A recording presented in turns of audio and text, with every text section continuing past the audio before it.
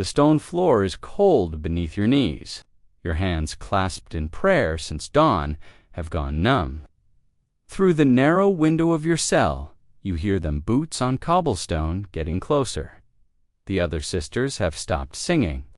In the silence, you make a calculation that will define not just your death, but your entire understanding of what it means to be human. You reach for the small vial you've kept hidden in your sleeve for 3 weeks now. Hemlock, blessed by the abbess herself. Outside, the Ottoman soldiers are breaking down the convent gate.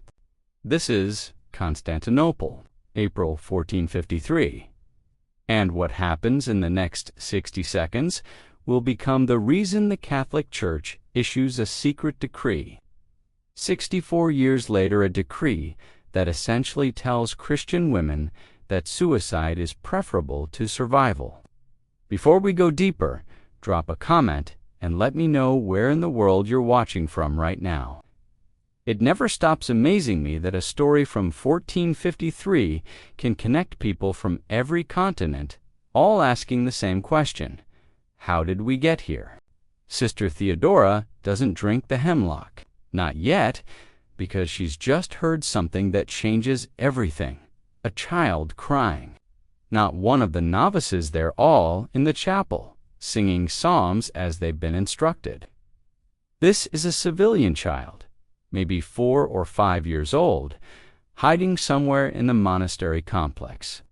And Theodora realizes that if she dies now, that child dies too, so she makes the other choice.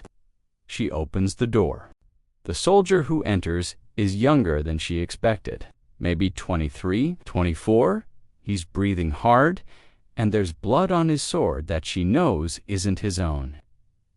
Their eyes meet, and in that fraction of a second, both of them understand something that will define the next 4 decades of Theodora's life. He has absolute power over her body, but she still controls something he cannot touch, not yet. What he does next isn't what you think. He doesn't assault her, he doesn't kill her.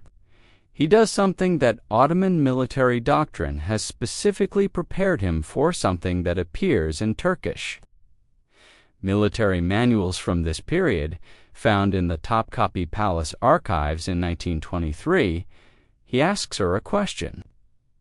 In broken Greek, he asks, "You read, you write." Because here's what almost no one understands about the fall of Constantinople. The Ottomans didn't just want to conquer a city, they wanted to absorb a civilization. And you can't absorb a civilization by destroying everyone who carries its knowledge. You have to convert them or break them. Or Rand, this is the part that makes what happens next so psychologically sophisticated. You have to make them complicit. Theodora answers yes. She reads, she writes. She knows Greek, Latin, and enough Arabic to navigate religious texts. She's an educated woman in an empire that's about to need thousands of educated administrators to manage its new Christian territories. The soldier makes a mark on her forehead with Asha symbol Ottoman forces used to designate valuable captives and moves on to the next cell. By sunset, Theodora is on a ship bound for Istanbul. She's alive. The child she heard crying is alive too, found hiding in the wine cellar, also marked and taken. Of the 47 nuns in her convent, 31 drank their hemlock before the soldiers arrived. 16, including Theodora, chose survival. None of them understand yet that the 31 who died might have made the easier choice.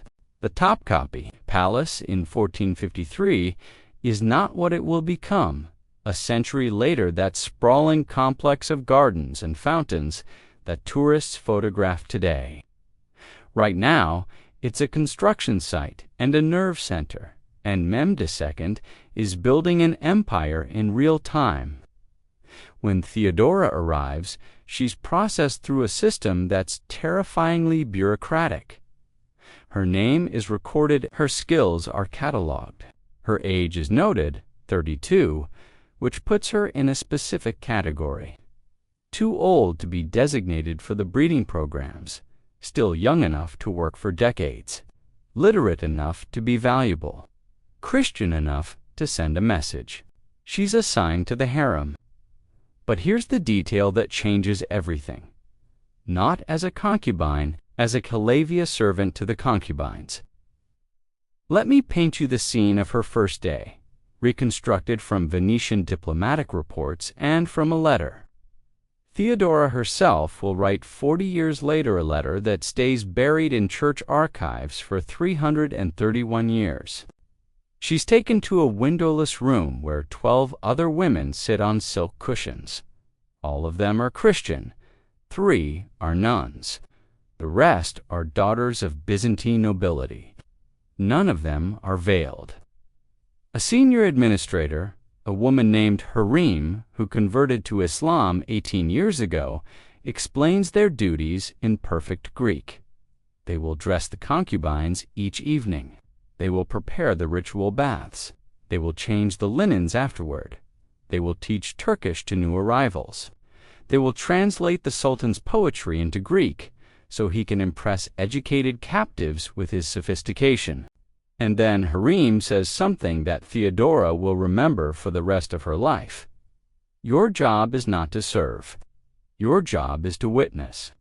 So that you understand that everything you believed was sacred means nothing here. Think about the psychological architecture of that. Theodora took a vow of chastity so absolute that in her worldview, her virginity isn't just moral virtue, it's her spiritual marriage to Christ. Her entire identity is built on the idea that some things are too sacred to be touched by earthly power.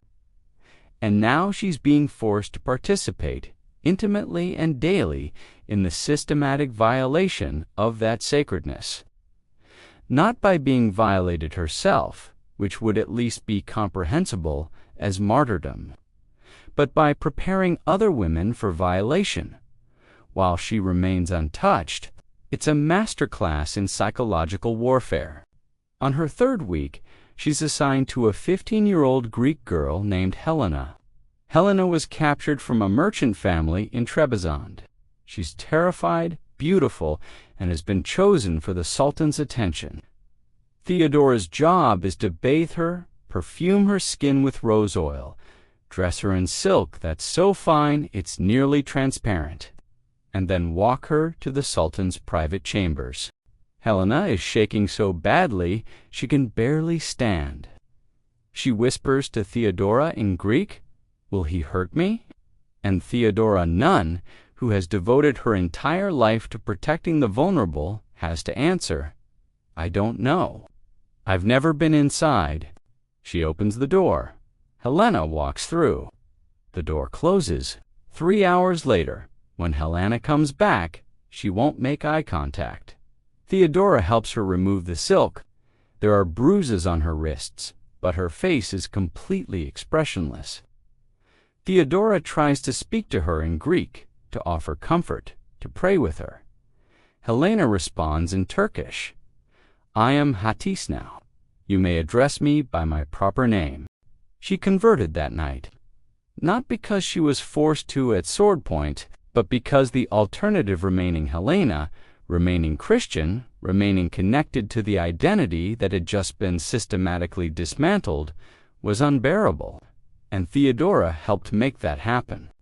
This is the genius and the horror of what Ottoman administrators developed in Constantinople between 1453 and 1500.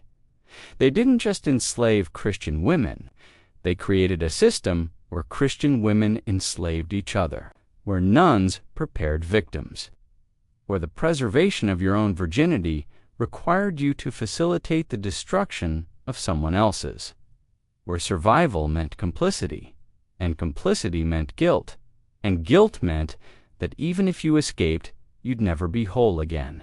But Constantinople is only the first zone.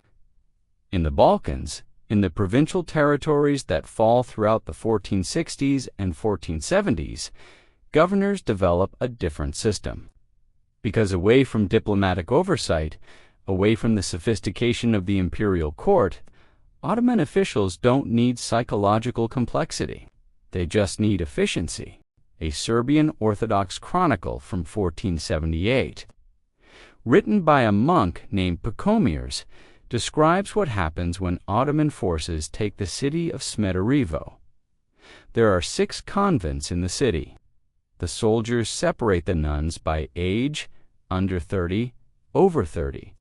The younger ones are herded onto carts, and disappear later records suggest they're distributed to military officers as Alwalid, mothers of children, a legal category that incentivizes rape as a form of assimilation. The older nuns are given a different choice: convert publicly to Islam or die. 63 nuns kneel in the city square. An imam explains, through a translator, that if they recite the Shahada, the Islamic declaration of faith, their lives will be spared and they'll be allowed to live as Muslims in their own convent, now converted to a mosque. 41 refuse. They're beheaded in the square, and Pakomirs writes that their bodies are left unburied for 3 days as a warning. 22 convert. And here's where it gets complicated, because those 22 don't disappear from the historical record. They show up in Ottoman tax documents for the next 30 years. They're listed by their Muslim names, Fatima, Aik, Zanabet, with a notation that modern historians didn't understand until the 1990s, Mutaveliye Kadim, which roughly translates to converts of old faith. They're crypto-Christians, Muslims by day, Christians by night, and they live that double life for decades. Try to imagine the mental calculus required to survive that. You wake up at dawn and you pray in Arabic facing Mecca because your neighbors are watching. You work in the market, and when someone mentions the Prophet, you nod respectfully. You've memorized enough Quranic verses to participate in conversations. You wear hijab without flinching. To everyone around you, you are Fatima, a pious Muslim woman who converted during the conquest. But at night, in the basement of what used to be your convent, you meet with the other women who made the same choice. You whisper prayers in Greek. You cross yourself flinching as you do it because the gesture has become dangerous even in private. You've hidden a small wooden cross in the lining of your mattress, and every night you take it out and hold it and beg God to forgive you for the prayers you said that morning in Arabic. You live in that state of terror for 5 years, then 10, then 20. In 1537, in Thessaloniki, one of these women makes a mistake. Her name is Maria, and she's been living as a crypto-Christian for 14 years. One morning, she's alone in her home, and she forgets to close the shutters completely. A neighbor passes by and sees her crossing herself while looking at a small icon hidden in her cupboard. She's arrested for apostasy.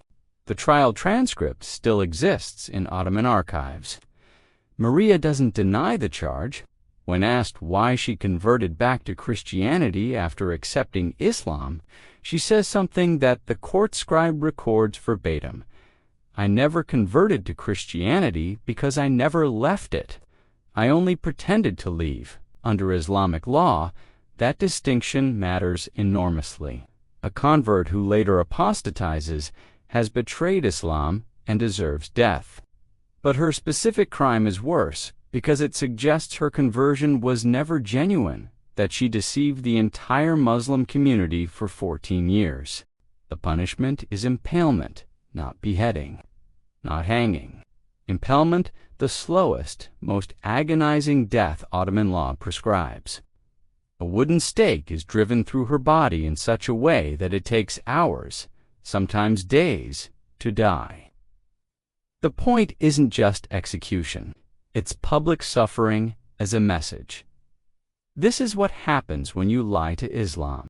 And yet, despite knowing this was the penalty, dozens of nuns made the same choice Maria did. They chose 20 years of psychological torture over either genuine conversion or martyrdom, because in their theology, a secret faith was better than no faith. A hidden cross was better than an honest conversion. The Church didn't see it that way. In 1542, Pope Paul III issues a decree that's quietly distributed to bishops in Eastern Europe. Any nun who converts to Islam, even under threat of death, has committed spiritual suicide and cannot be readmitted to Christian religious life, even if she escapes. The message is clear: better to die as a martyr than live as an apostate, even a fake one. So now these women are trapped between two absolute systems. Islam says, if you lied about converting, you die horribly. Christianity says, if you converted at all, you're already damned, and the psychological middle ground they tried to create, where they could keep their faith alive in secret, has been declared illegitimate by both sides. But there's a third fate that historians missed entirely until DNA evidence forced us to confront it. Between 1450 and 1550, exactly 227 Orthodox convents in the Balkans appear in Ottoman administrative records. The buildings are described in detail: stone walls, wooden doors, lead roofs, gardens, wells. But the nuns who lived there are gone. No names, no population counts, just one word repeated in entry after entry. We know how many nuns lived in these convents right before the Ottomans arrived because Byzantine tax records are meticulous. The Monastery of the Virgin Mary in Serres, 73 nuns; the Convent of St. Nicholas in Prolep, 41 nuns; the Holy Trinity Monastery, 89 nuns. Then the Ottomans conquer the region, and 5 years later, Ottoman records list the same buildings with 0 population. Where did they go? For 500 years, historians assumed they fled, or were killed in battle, or converted and scattered. But none of those explanations work. Refugee records from Venice and other Italian states, which obsessively documented arrivals because refugees. Needed resources show almost no Orthodox nuns arriving from Ottoman territories. Martyrdom chronicles, which loved recording heroic deaths, are almost silent about these 200 convents, and if thousands of nuns converted and married, there would be demographic evidence marriage records, birth records, property transfers. But there aren't. In 2003, a researcher at the Hilander Monastery finds a Serbian church ledger from 1481. It lists 17 convents by name. Next to each, population delivered to governance per Sultan's decree. Delivered where? Provincial governors, Ottoman officials who ruled conquered territories far from Istanbul, far from diplomatic scrutiny. And these women literate, obedient, celibate, and with no families to ransom them or avenge them, were the perfect administrative slaves. A Venetian merchant report from 1503 mentions seeing Christian holy women in white serving in the household of the Pasha of Sarajevo. Similar accounts appear from Skopje, Sofia, Adorn, always brief, always vague, never with names. And then, in the 1990s, genetic studies reveal something that official histories never recorded. Maternal haplogroups' genetic markers passed from mother to child show significant Greek, Serbian, and Bulgarian ancestry in regions where Ottoman harems operated. Despite almost no voluntary intermarriage between Christians and Muslims during this period, translation, Christian women bore children to Ottoman men in numbers large enough to leave permanent genetic evidence. In 1492, 39 years after Constantinople falls, a letter is smuggled out of Edirne, written on pages torn from a gospel book. The handwriting is Greek. The ink is fading.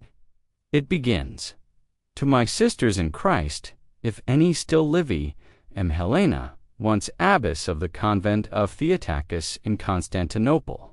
I am 62 years old. I have been captive for 39 years. I am writing this because I will die soon. The letter is 4,327 words long. It's discovered in 1823 in the Patriarchal Archives of Constantinople, filed under Testimonies of the Fallen for 331 years. It had been read by exactly 11 people, all senior church officials, and classified as too disturbing for historical record. Helena writes about the young nuns, the ones under 30 separated in the courtyard on the day Constantinople fell. They were designated as Alwalad, mothers of children. Their purpose was breeding. I saw Sister Irene 3 years after our capture. She was pregnant with her second child. She no longer spoke. When I said her name, she looked at me as one looks at strangers. She writes about the children. When they reached 7 or 8 years, they were taken. The boys to Janissary training, the girls to palace schools where they train them to become harem administrators. Think about that generational cruelty.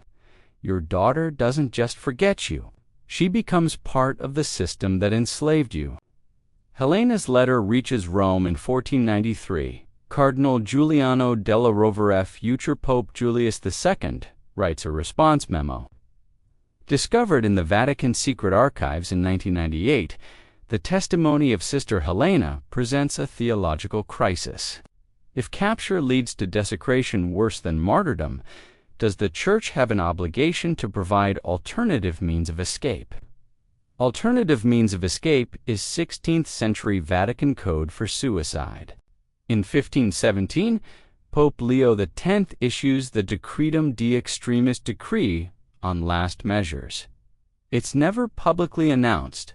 It's communicated only to bishops in frontier territories, and it essentially gives nuns facing Ottoman capture permission to take their own lives. The decree states, in circumstances where violation of sacred vows is certain and unavoidable, and where such violation would constitute spiritual death exceeding bodily death, a sister may choose to commend her soul to God by her own hand. Translation, better dead than captured. And nuns believe it.